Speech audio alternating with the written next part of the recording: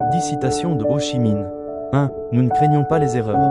Nous craignons seulement de ne pas être déterminés à les corriger. Pour bien les corriger, il faut être prêt à écouter les critiques du peuple et à se critiquer honnêtement soi-même. Refuser d'écouter les critiques et de se critiquer soi-même, c'est certainement régresser. Être en retard et régresser, c'est être abandonné par le peuple.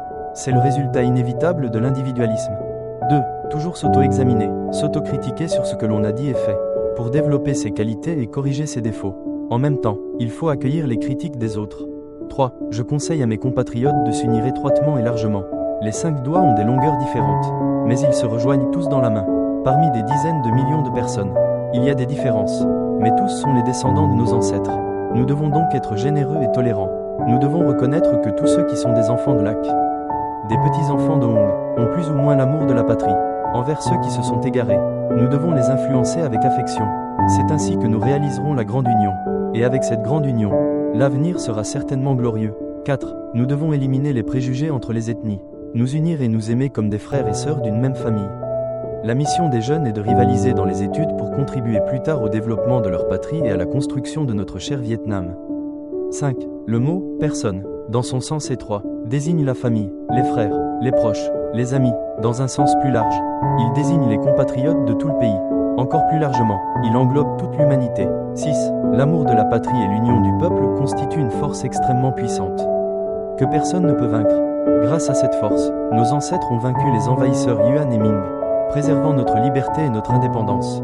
Grâce à cette force, nous avons réussi notre révolution et obtenu l'indépendance.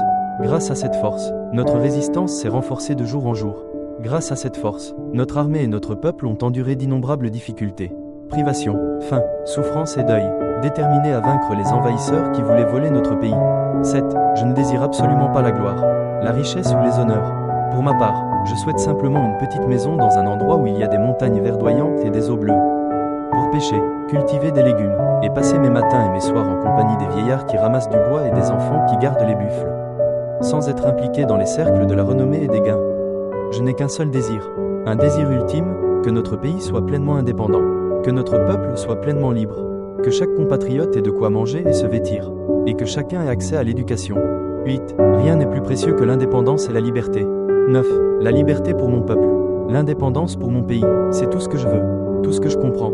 10. Nous devons étudier, nous efforcer d'étudier beaucoup. Si nous ne faisons pas l'effort d'étudier, nous ne progresserons pas. Ne pas progresser, c'est régresser. La société avance, les tâches se multiplient, les machines deviennent plus sophistiquées. Si nous ne faisons pas l'effort d'étudier, nous serons dépassés. Et être dépassé, c'est être éliminé, s'éliminer soi-même.